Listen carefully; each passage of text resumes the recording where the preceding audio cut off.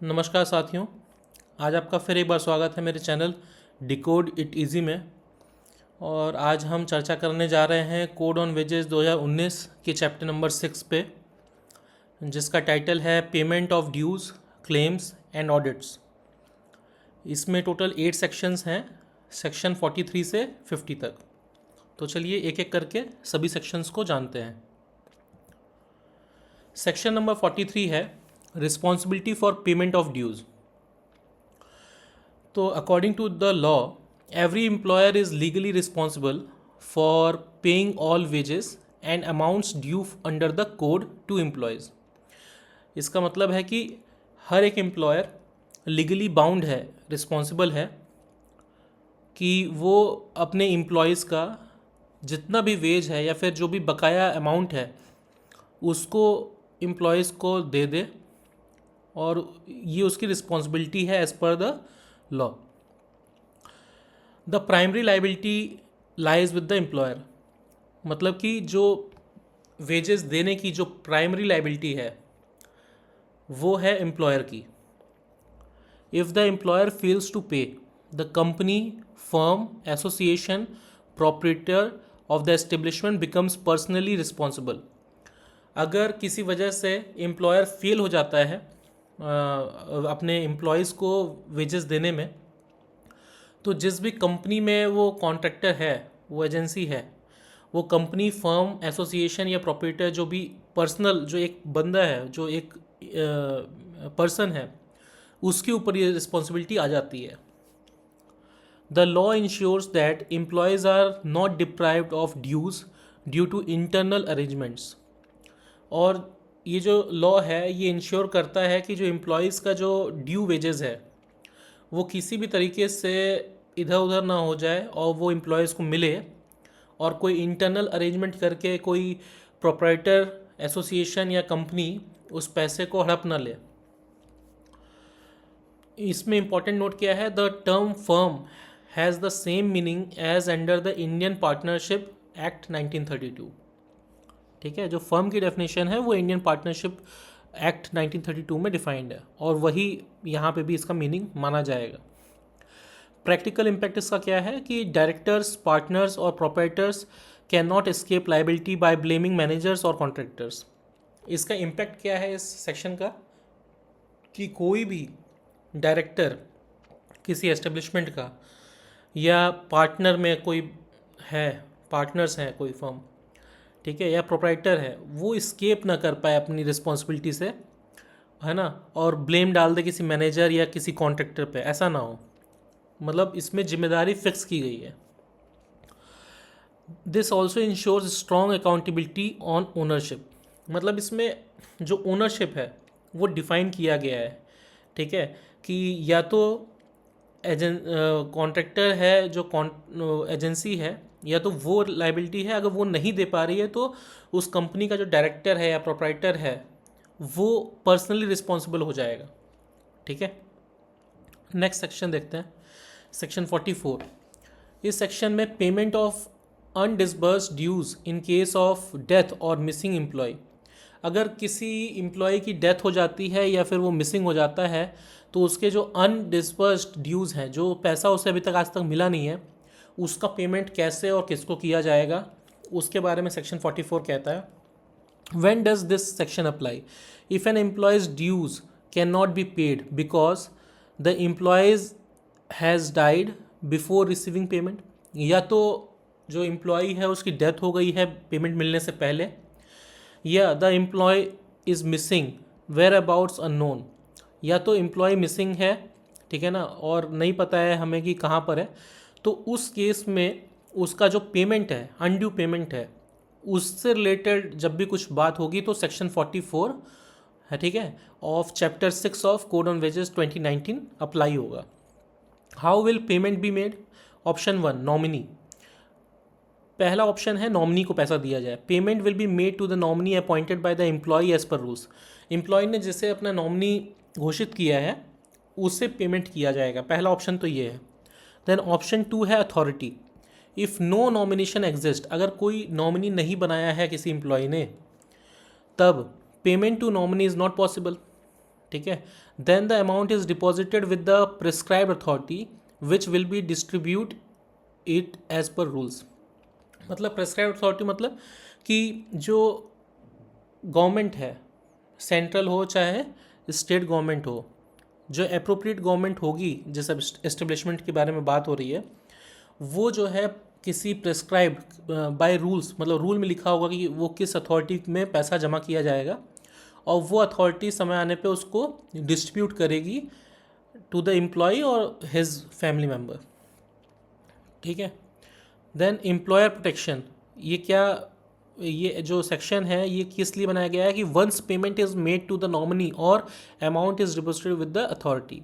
ये एम्प्लॉयर का प्रोटेक्शन है कि जो एस्टेब्लिशमेंट है या प्रोप्राइटर है या फर्म है, ये उसकी प्रोटेक्शन के लिए बनाया गया है। किसी वजह से अगर एम्प्लॉय नहीं है या उसकी डेथ हो गई है और आप उससे पेमेंट नहीं कर पा रहे हो, तो उस केस में एम्प्लॉयर की पूरी रिस्पॉन्सिबिलिटी है और वो फंस सकता है। तो ये एम्प्लॉयर को बचाने के लिए है कि या तो आप उसके नॉमिनी को पैसा दे दो, और अगर नॉमिनी भी डिफाइन नहीं किया गया है एम्प्लॉय द्वारा, तो आप एक पर्टिकुलर अथॉरिटी में उसका पैसा जमा कर सकते हो। तो अगर ऐसा वो कर देता है तो employers liability is fully discharged. अब एम्प्लॉयर जो है वो किसी भी लाइबिलिटी में नहीं है अगर उसने एक बार नॉमिनी को या फिर अथॉरिटी में पैसा जमा कर दिया है तो, ठीक है। नेक्स्ट सेक्शन है सेक्शन 45।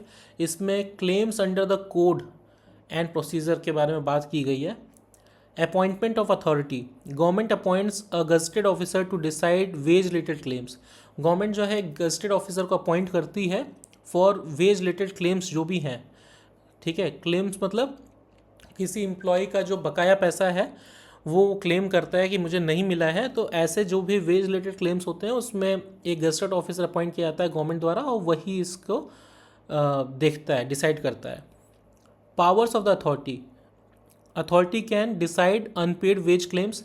जो ये अथॉरिटी है वो कितना क्लेम बनता है ये भी डिसाइड कर सकती है, ठीक है ना, कि कितना अनपेड वेज है वो खुद भी कैलकुलेट करके क्लेम कर सकती है।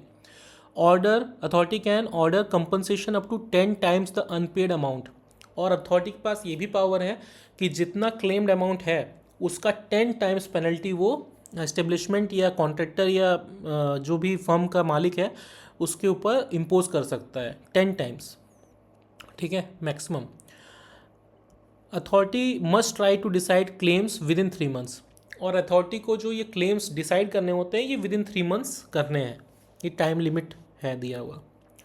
इफ़ एम्प्लॉयर डजेंट पे, अगर एम्प्लॉयर पैसा नहीं देता है तो authority issues a recovery certificate. Authority जो है उसे एक रिकवरी सर्टिफिकेट इशू कर सकती है। District collector recovers amount as arrears of land revenue.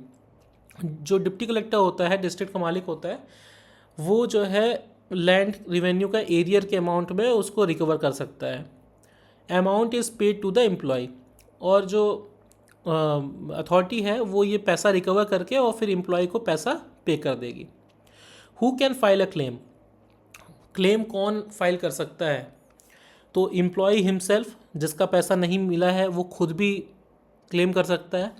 Then registered trade unions, जो रजिस्टर्ड ट्रेड यूनियंस हैं उनके थ्रू क्लेम फाइल किया जा सकता है। देन इंस्पेक्टर कम फैसिलिटेटर जो होता है, जिसके आगे बारे में हम पढ़ेंगे, वो भी मतलब जो है जो अपॉइंट किया जाता है अप्रोप्रिएट गवर्नमेंट द्वारा, वो भी इस क्लेम को डाल सकता है। समय समय पे वो विजिट करते रहते हैं डिफरेंट एस्टेब्लिशमेंट्स को, और अगर उन्हें लगता है कि किसी वर्कर का या फिर बहुत सारे वर्कर्स का अनड्यू पेमेंट है तो वो भी उनके बिहाफ पे क्लेम कर सकते हैं। Group claims allowed, one application can cover multiple employees of the same establishment. और एक ही जो एप्लीकेशन है उसके through different employees of the same establishment अपनी कंप्लेंट रजिस्टर कर सकते हैं, क्लेम फाइल कर सकते हैं, उन्हें अलग अलग करने की ज़रूरत नहीं है। टाइम लिमिट क्या है क्लेम करने का, claim must be filed with in 3 years. 3 सालों के अंदर जब भी आपका पैसा अनड्यू है तो उससे उस पीरियड से लेकर के आगे 3 साल तक आप कभी भी उसकी कंप्लेन या क्लेम फाइल कर सकते हैं।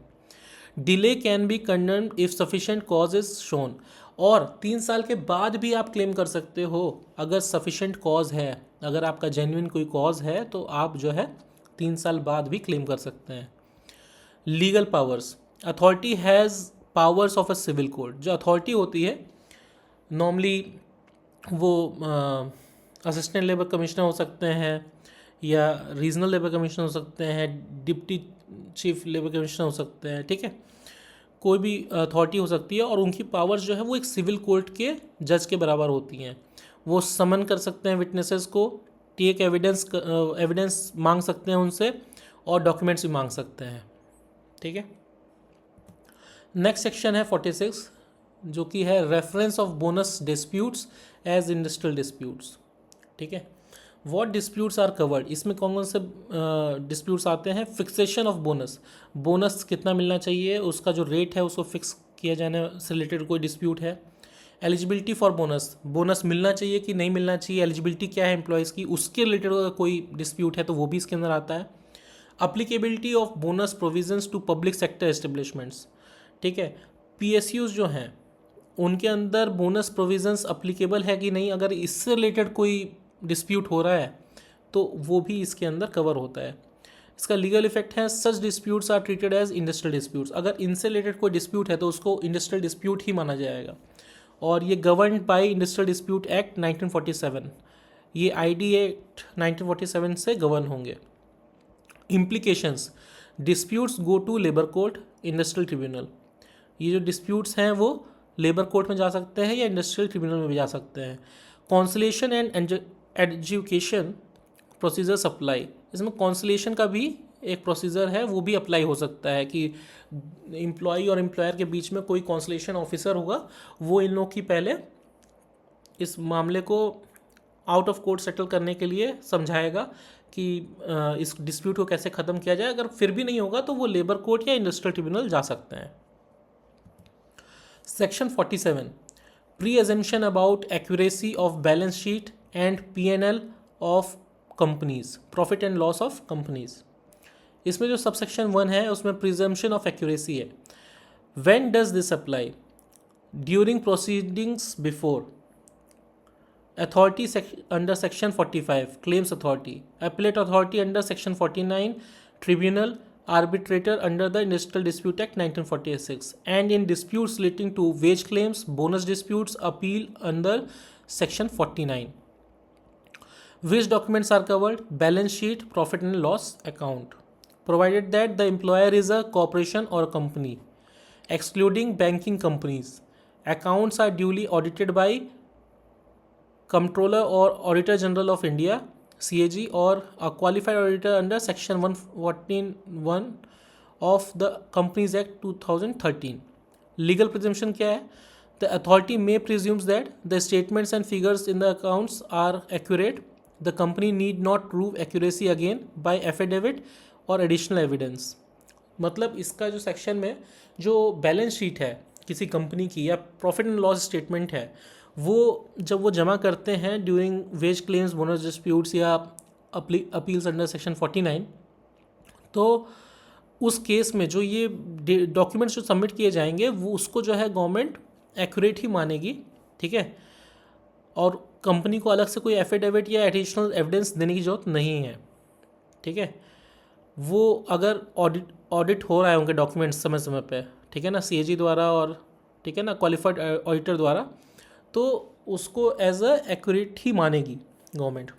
Practical meaning, audited financial statements are treated as prima facie correct, मतलब जो ऑडिटेड फाइनेंशियल स्टेटमेंट्स होते हैं किसी कंपनी के वो प्राइमा फेशिया करेक्ट माने जाएंगे, ठीक है ना, उसके ऊपर शक नहीं किया जाएगा।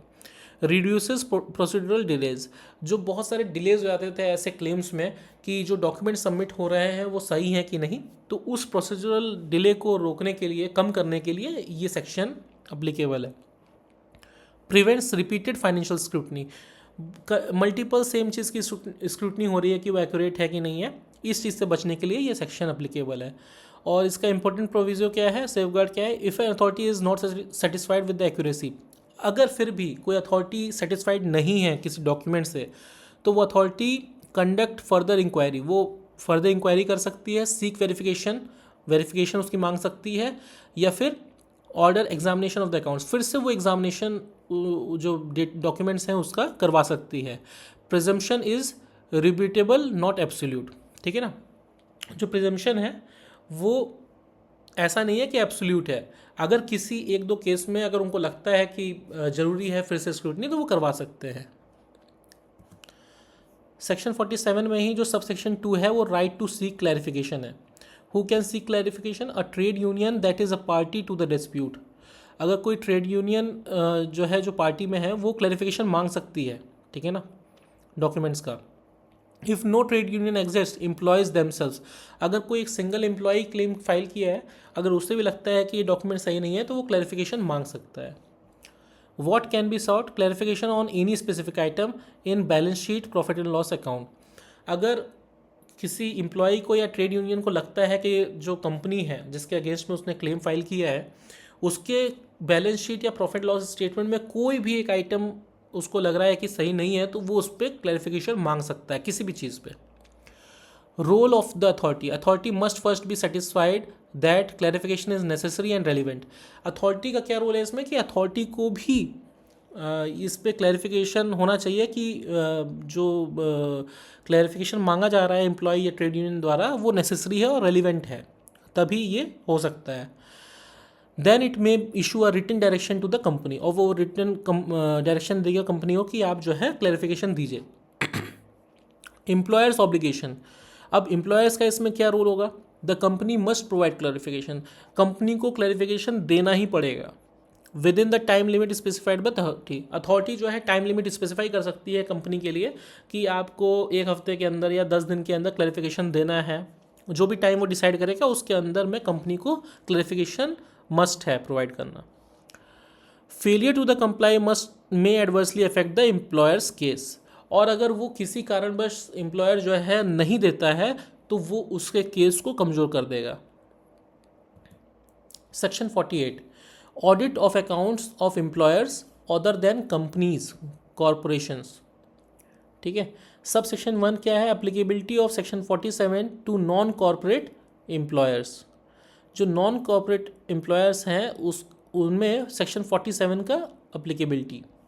When does this apply? A bonus claim dispute or appealing is pending. Employer is not a company or corporation. Employer produces accounts audited by an auditor qualified under section A. ठीक है। लीगल इफेक्ट क्या है? Provisions of section 47 apply so far as may be, meaning audited accounts are presumed accurate, authority may rely on them without further proof, clarifications can still be sought by employees और unions. Key point क्या है? Even non corporate employers get the same evidentiary benefit if their accounts are properly audited. ठीक है। तो जो non corporate employers हैं उनमें भी सेम ही कॉर्पोरेट वाले नियम लागू होंगे, सेक्शन 47 लागू होंगे, लेकिन फिर भी उसमें क्लैरिफिकेशन मांगा जा सकता है बाय एम्प्लॉयज़ और यूनियंस। ठीक है। लेकिन वो प्री अज्यूम्ड एक्यूरेट ही माने जाएंगे अगर ऑडिटर क्वालिफाइड है उनके डॉक्यूमेंट्स। तो सब सेक्शन 2 है सेक्शन 48 का, power to order audit when accounts are not audited. अगर नॉन कॉर्पोरेट जो वो हैं एम्प्लॉयर्स हैं उनका अगर अकाउंट्स ऑडिटेड नहीं हैं, तब सब सेक्शन 2 अप्लीकेबल होगा। ठीक है ना।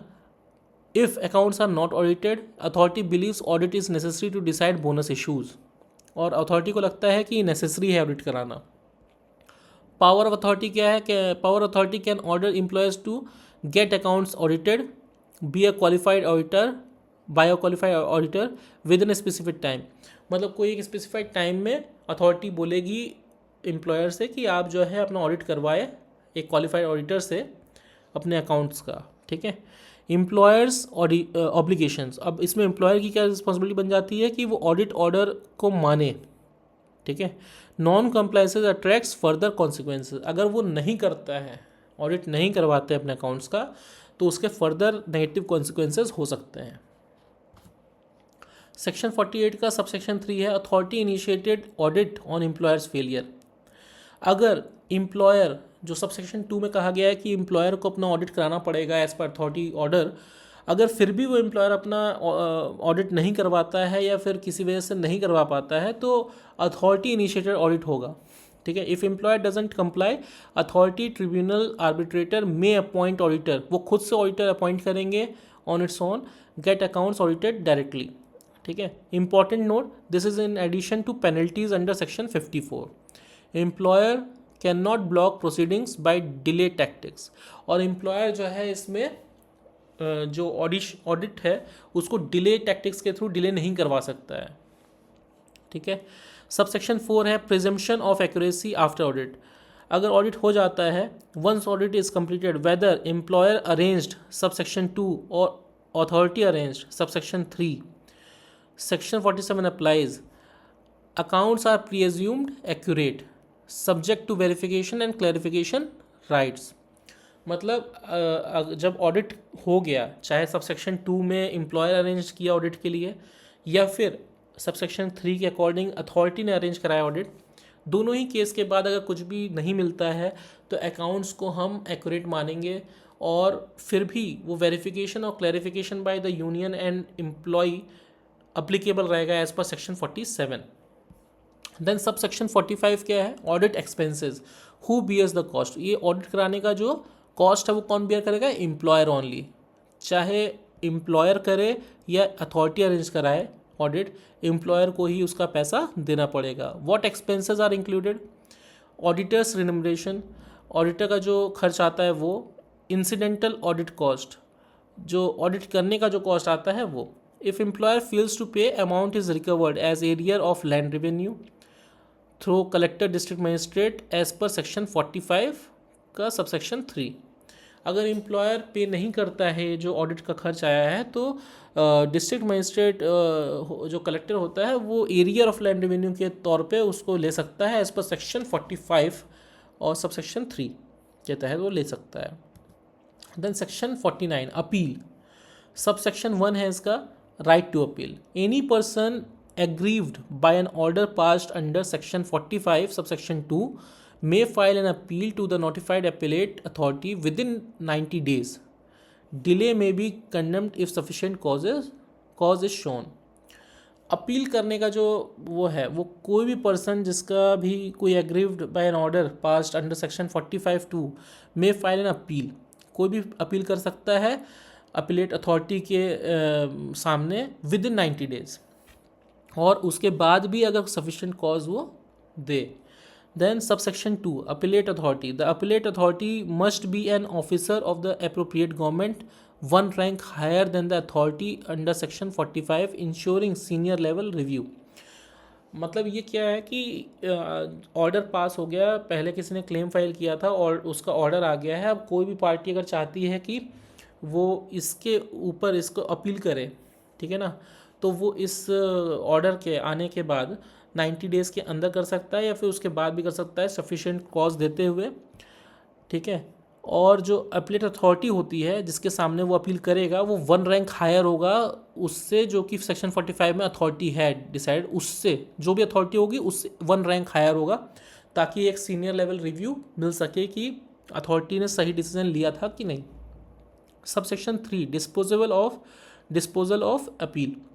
The appellate authority shall hear both parties and endeavour to decide the appeal within 3 months, ensuring timely justice. जो अपीलेट अथॉरिटी होती है वो दोनों पार्टीज़ को सुनती है उनकी बात, और वो जो है अपील करने के 3 महीने के अंदर उसको जो है अपना डिसीजन लेना है। Then subsection 4 recovery after appeal. If due remain unpaid after the appellate order, recovery is made by the section 45 authority as area of land revenue through a recovery certificate. अगर अपील का जो decision आया, appellate order जो आया, उसके बाद अगर recovery करनी है फिर भी ड्यूज़ पेड नहीं किए गए हैं, तो उस केस में सेक्शन 45 के में जो अथॉरिटी है वो जो है एरियर ऑफ लैंड रेवेन्यू के तहत रिकवरी कर सकती है, giving a recovery certificate. Then section 50 records, returns and notices. Subsection 1 है maintenance of register. Every employer must maintain prescribed register containing details of employees, attendance जो कि muster roll होता है, wages and other required particulars. Subsection 1 में कहा गया है कि employer को register maintain करने हैं employees के, ठीक है, जिसमें attendance होगा, एम्प्लॉयज़ की सारी डिटेल्स होंगी, वेजेस होंगे और अदर पर्टिकुलर्स भी अगर कुछ है तो वो सब भी उसमें मेंटेन होना चाहिए।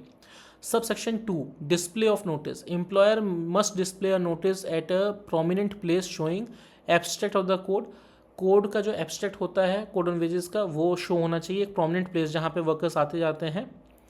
कैटेगरी वाइज वेज रेट्स, मतलब इस unskilled, semi skilled, skilled and highly skilled workers के जो रेट्स हैं मिनिमम वेजेस, वो वहाँ पे रेट्स जो है वहाँ पर होने चाहिए, शो होने चाहिए।